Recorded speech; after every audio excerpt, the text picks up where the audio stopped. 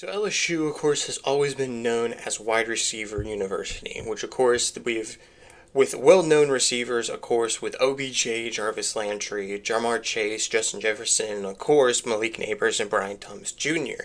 And of course, as of recent years and of recent decades, from the 2010s and coming in, of course, to the 2020s. But of course, LSU also has had many other great wide receivers even before the OBJ and Jarvis Landry era and everything else as well before then. And also during the times of course, Jamar Chase and Justin Jefferson, there's been some pretty solid receivers, but also, in my opinion, the forgotten receivers of wide receiver university.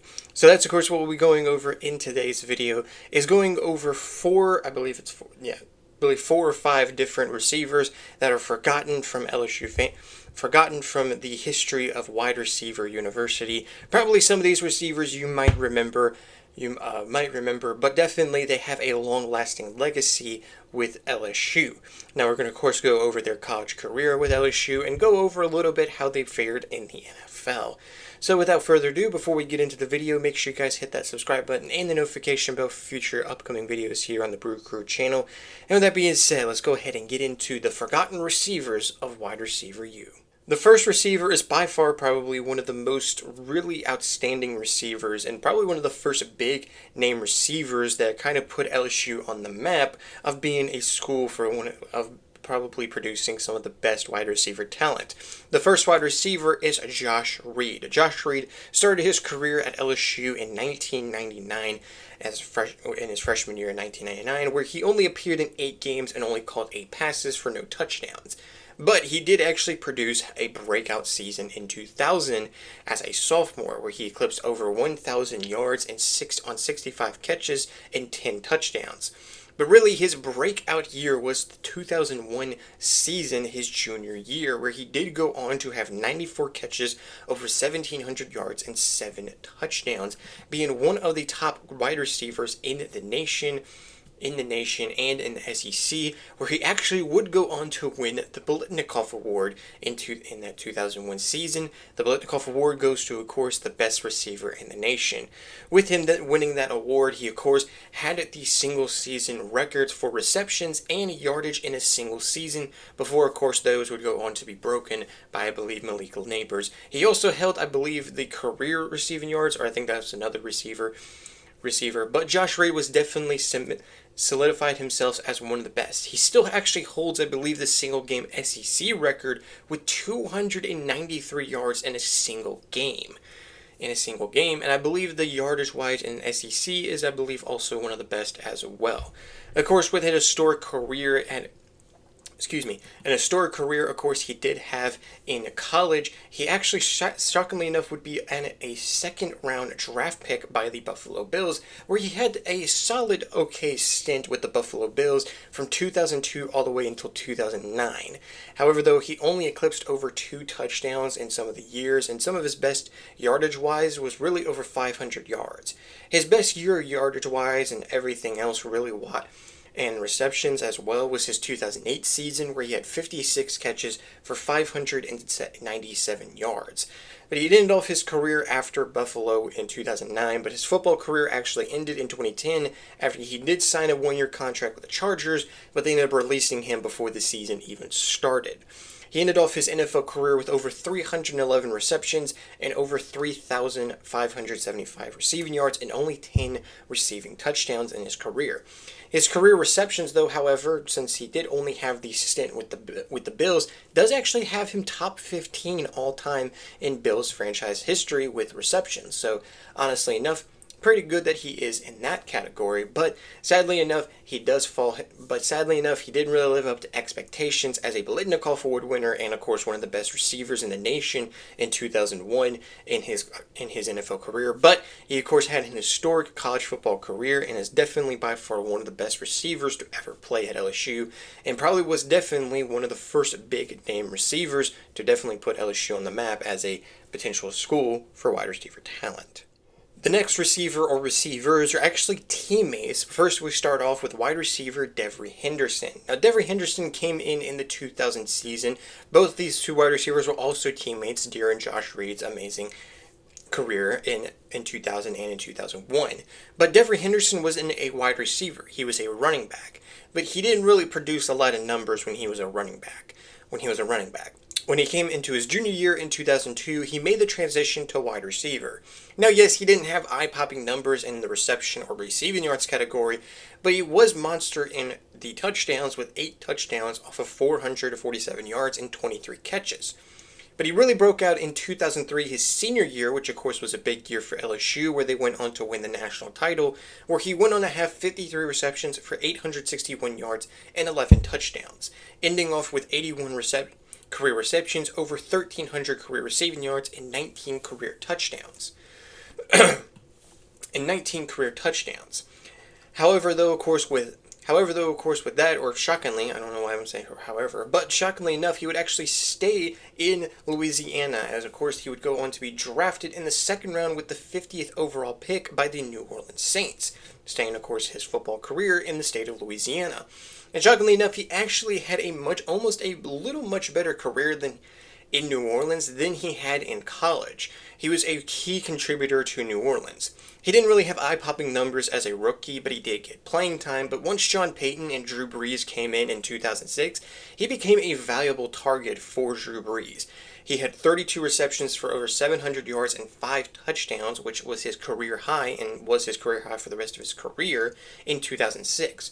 The next few years, he was still a solid number 2, number 3 option for Drew Brees, but he really broke out yet again in 2009, the Super Bowl season for the Saints, where he had 51 receptions on 804 yards and 2 touchdowns. The year before, he had a pretty good year in 2008 with over 793 yards as well. But 2009, of course, was a special season and was a key contributor to, of course, a Super Bowl run. Him and Marcus Colston were 2 of the top targets, along with other great targets as well for Drew Brees here in that 2009 season. He, of course, would have, after the 2009 season, after, of course, winning a Super Bowl, which he becomes the first player on this list that has a Super Bowl ring and a national title as well to his name. After that 2009 season, he would spend 3 more years in New Orleans until 2012, where he had some okay numbers, still being that number 3, sometimes number 4 option in the depth chart. He became a free agent after the 2012 season and tried a stint with the Washington Redskins in June of 2013, but was released before the 2013 season, and that was mostly it of his football journey. But even though, of course, his football journey ended after that point, he is definitely, of course, not only an LSU legend, he is definitely a Saints legend as well, as later on, of course, he would be inducted into the New Orleans Hall of Fame. And, of course, ends his football career as, again, like I said before, a national champion and a Super Bowl champion as well. Now, the next player, of course, like I said before, was actually teammates with, of course, Josh Reed as well, but also teammates with Devery Henderson, and was on the same team of that 2003 season. But honestly enough, even though them two were probably a great wide receiver duo before, of course, OBJ and Jarvis Landry and all the other wide receiver duos that we know today from LSU, Michael Clayton and Devery Henderson was probably one of the first well-known and early known wide receiver duos to play for LSU. However, Michael Clayton was kind of the better one out of the two. Michael Clayton came in 2001, where he did have some pretty good playing time as a freshman, where he did have over 700 yards and 6 touchdowns. He had another pretty solid season in 2002 with 57 receptions, over 700 yards again, and 5 touchdowns.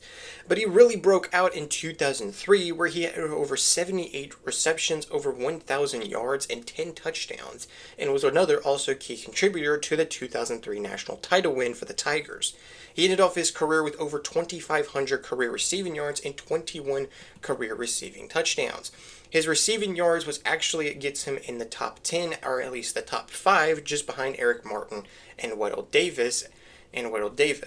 His career touchdowns also place him a little bit close to the top 10 as well, with his 21 touchdowns, along also with Devery Henderson, who had eked in the top 10 with his 19 touchdowns. Forgot to, of course, mention that. Because, of course, he was the better player. He is actually our first and only first-round player that was drafted in the first round. He would be drafted in the first round in the top 15 by the Tampa Bay Buccaneers in 2004. Where he actually had a breakout rookie season where he had over 1,000 yards on 80 receptions and 7 touchdowns. definitely was a high point of his NFL career, and definitely the sky was the limit after an amazing rookie season. However, though, his rookie season probably will go down as a one-year wonder, as I believe mostly he just battled through injuries and mostly playing time, as his numbers took a big dip after that 2004 season, where he didn't even eclipse at least close to 500 yards, and he only had one touchdown in 3 separate seasons with the Buccaneers. After 2009, which was his final season in Tampa Bay, he tried a 2-year stint with the New York Giants, but he only appeared in a total of 11 games in those 2 seasons, only catching 2 passes. Only catching 2 passes. Now, 2011, of course, was a big year for the Giants because, of course, they would go on to win a Super Bowl. And since he was a part of the team, he does earn himself a Super Bowl ring, so he does join his college teammate as a national champion and a Super Bowl champion. But honestly enough, them two had really separate careers, not only in the NFL, but in college. Devery Henderson in college was mostly the second guy to Michael Clayton. He had really solid good numbers, but Michael Clayton was really the top star in the wide receiving room. No offense to Devery Henderson, who had still a great college season, but if you look at the numbers, Michael Clayton was definitely the better out of the two and was deserving to be a top 15 pick. However, though, their NFL careers are way much different. I mean, Michael Clayton actually had a chance to still had a much better career than Devery Henderson after his amazing rookie season. However, though, his numbers dropped dramatically, and I believe he battled through injuries through most of his career. That kind of really derailed his career of being potentially the next big wide receiving star after an amazing rookie season. But then you look at Devery Henderson, yes, he never had a 1,000-yard season, but he was a consistent number 3, number 2 option for Drew Brees during his time with New Orleans, and was a key contributor to a Super Bowl. And yes, I did say that Michael Clayton won a Super Bowl, or does have a Super Bowl ring, but he barely played during that Super Bowl season with the Giants, only appearing in 5 games that season. So definitely enough, they had 2 different careers after having 2 different careers in college as well. So they definitely had 2 different paths, but both are for sure legends and will definitely still go down as some of the greats to ever play for LSU. The next receiver is still in the 2000s, but comes in actually a couple years, or I believe a year or two after the 2 receivers that I said before with Henderson and Clayton. The next player is Brandon LaFell. Brandon LaFell actually was on the same team with another underrated and probably not really forgotten receiver, Dwayne Bowe, who did have himself a solid career in the NFL, so I wouldn't say he was a forgotten, but kind of an honorable mention, Dwayne Bowe, who still holds a lot of LSU records. Including the career touchdown record, which still holds to this day. But Brandon LaFell was definitely an underrated receiver. Now, if you look at his numbers weren't really eye-popping. He was a part of the 07 championship season, where he did produce over 600 yards on 50 grabs and 4 touchdowns as a sophomore. But the next 2 seasons, he really broke out as the star receiver of the team. In 2008, he had 63 receptions for 929 yards and 8 touchdowns, which were some of the best in the SEC. And then his yardage and receptions did go down in 2009, but he did have a great season in touchdown-wise, where he did go on to have 57 receptions, 792 yards, and 11 touchdowns that year in his senior season, ending off his career with over 175 receptions, over 25 career receiving yards, and 25 touchdowns, where his 25 touchdowns is actually second behind former teammate Dwayne Bowe, and his receiving yards does get him in the top 10 at 6, right behind Michael Clayton. So definitely, of course, top 10 best, definitely one of the best in LSU history. Shockingly enough, though, he was not able to be a first-round talent. He would actually go down to, I believe, to the 3rd round with the 78th overall pick to the Carolina Panthers. However, though, with the Carolina Panthers, he had sort of an up-and-down run with them during his 4 years there. He did have produced over 600 yards for 3 consecutive years, and was a full-time starter through all 16 games in 2013, where he did also produce 5 touchdowns. However, even though after a so-so season that year, the team actually decided to part ways with him after the 2013 season, and he would go on to sign with New England in 2014, which was honestly a breakout year for him, as he would actually become an out of nowhere big time target for Tom Brady in 2014, alongside, of course, Julian Edelman, and I believe Danny Amendola was a part of the team as well at this point. But Brandon LaFell was definitely the breakout star this season for the Patriots, as that year he had 74 receptions on 119 targets, over 953 yards, and 7 touchdowns. At that point, those were still, when he continued his career in the NFL, those were still his career highs in all those categories.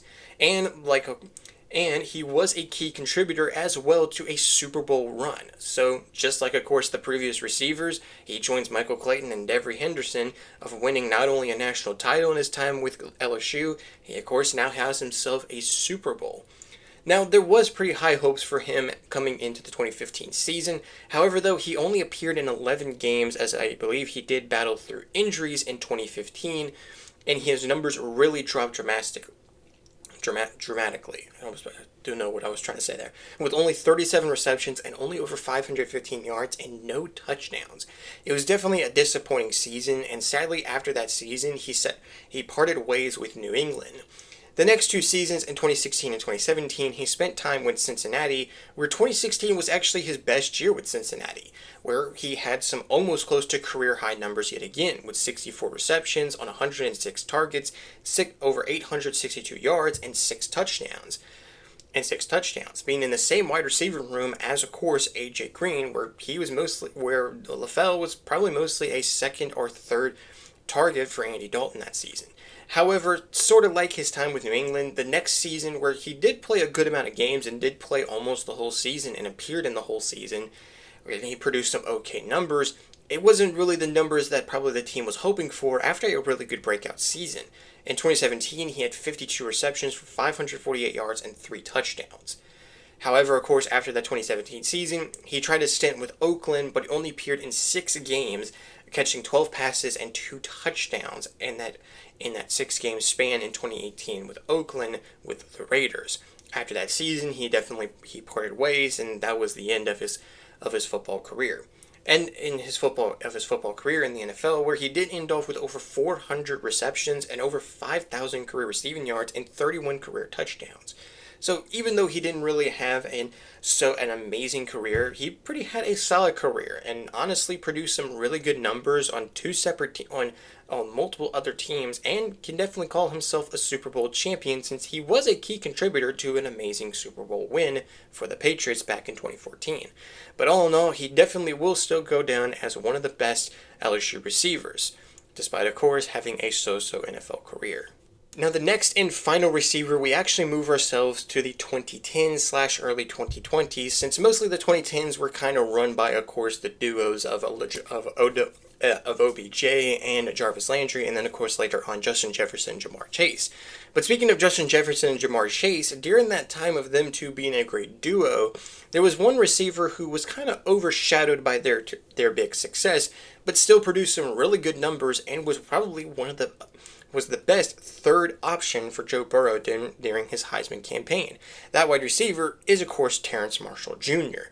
Now, Terrace Marshall, of course, came in as a freshman in 2018, where he only caught 12 passes for nearly almost 200 yards and no touchdowns. But he really broke out in 2019, even though, yes, he probably is overshadowed by, of course, the success that Justin Jefferson and Jamar Chase had. But I feel like people probably tend to forget that Terrace Marshall was an amazing third option for Joe Burrow, and his numbers definitely showed that. On 46 catches, 671 yards, and 13 touchdowns. Marking, of course, him having double-digit touchdowns, and along with Jamar Chase and Justin Jefferson, who both, of course, have career records in LSU, or single-season records, I should say, with LSU. But Terrace Marshall definitely had some high hopes after, of course, Justin Jefferson, and, of course, what happened with Jamar Chase, that he was definitely potentially going to be the next big top receiver. As, of course, 2020 happened, and 2020 was, of course, a crazy season with a sort of shortened season due to, of course, COVID, and also due to Jamar Chase opting out for the rest of the season due to, of course, the pandemic and all that, the COVID pandemic type stuff that was happening during the season. So Terrence Marshall was definitely going to be the next big thing. However, though, he only played in 7 games, and I believe it was only like 10 games or so was the season amount in 2020, he decided to actually opt out for the rest of the season for the NFL draft. I can't really remember why, but I definitely totally forgot that he ended up doing that. He did produce some pretty solid numbers though. Career highs in both yards and receptions, with over 48 receptions, 731 yards, and he did have double-digit touchdowns with 10 touchdowns. Sadly, though, of course, with him missing the rest of the season, with him opting out for the draft and him not coming back for his senior year, it's definitely now making me think, what if he didn't opt out and he stayed for one more year? Not to say, of course, this was a rough time for LSU during this time in the early 2020s, or early in the 2020s, as of course right after winning this championship in 2019. Honestly, I don't know what it would have been like, but still, it would have been cool to have him come back for at least one more year. However, though, of course, he opted out. He did in his career with over 106 receptions, over 1,500 career receiving yards, and 23 career receiving touchdowns, which his career receiving touchdowns is actually among some of the best up there, with actually him being tied with Jamar Chase at 5th in top 5. And definitely with Jamar Chase, if he would have stayed, that's another big what if with Jamar Chase. If he would have stayed and didn't opt out for the rest of the season due to the COVID-19 situation, he probably would have broke the record for the most touchdowns in a career. Because remember, he had like 20 touchdowns in the previous season. If he would have had another great season, he probably definitely would have broke the record. But that definitely is, of course, a big what if, and still the record holds with Dwayne Bowe. So after that, Terrence Marshall Terrence Marshall would go on to, of course, be drafted in the NFL in the 2021 NFL Draft in the second round, 59th overall to the Carolina Panthers. However, though, out of all the other players that we have said, it is still early in his career, and he's only played 4 seasons in the NFL, and he technically is still in the NFL today. However, though, he has not really produced really big numbers to kind of say he's had a solid career. His 3-year career at Carolina didn't really end the way he wanted to, only having 1 touchdown. He had 1 solid okay season in Carolina with 28 receptions, 490 yards, and a touchdown, like I said before. However, though, the next season with Carolina, he mostly, I believe, battled through injuries and battled to try to have playing time and staying on the roster. After his 3-year stint with them, he actually ended up going to Las Vegas to play with the Raiders, but he only appeared in 7 games that season, only catching 3 passes that year. He didn't really do much in 2025. He did actually try a stint with Philadelphia in April of 2025, but the Eagles ended up releasing him multiple times during the regular season. As of now, actually earlier this year in 2026, he did sign a futures contract with the Miami Dolphins. So again, like I said before, it's still early in his college career. This would be his 5th or 6th potential year of being in the NFL, but he has not been on a full-time roster since 2024. So there's still time to tell if he, of course, has a solid or okay productive career. But even though he's not had that much production in the NFL, he definitely will go down as probably one of the most underrated and probably the most forgotten LSU receiver to play. And honestly enough, going back to the 2019 season, for some reason it reminds me of course, Kyren Lacy, how Kyren Lacy was back in 2023, with him being the third man in an amazing duo in Brian Thomas and Malik Neighbors, but he was that great third option for Jaden Daniels during his Heisman campaign. Now, yes, their numbers are definitely different, but they both had similar roles, and then the next season they were on their way to be the number 1 receiver. Yes, Kyren Lacy kind of had a better season than Terrence Marshall due to him having a longer season, and of course due to him not opting out in the middle of the season or later on in the season to go to the NFL. Of course, Kyren Lacy passed away, of course, last year, so definitely rest in peace. It's definitely hard hard to definitely talk about it with, of course, him not being here anymore. So definitely, again, rest in peace, Kyron Lacy. But them two really had almost identical careers at LSU, especially during two separate Heisman campaigns that LSU had between two LSU quarterbacks, which is definitely insane to think about. Alright, ladies and gentlemen, I know it's a pretty long video, but I hope you guys made it all the way to this video. If you guys did make it all the way to this point in the video, thank you guys so much for watching. And you guys know, as always, if you guys enjoyed the video, make sure you guys hit that like button, hit the subscribe button, hit the notification bell for future upcoming videos here in the BrewCrew channel. Of course, we'll try to do more sort of LSU videos like this, Saints videos as well. We are on the way closer and closer to, of course, the beginning of the season, so definitely, of course, looking forward to that. Also, of course, for my wrestling fans, SummerSlam is this weekend, so don't worry, my SummerSlam predictions will be out soon this week, so definitely make sure you guys have the notification bell on. Now, with that being said, again, hope you guys enjoyed the video.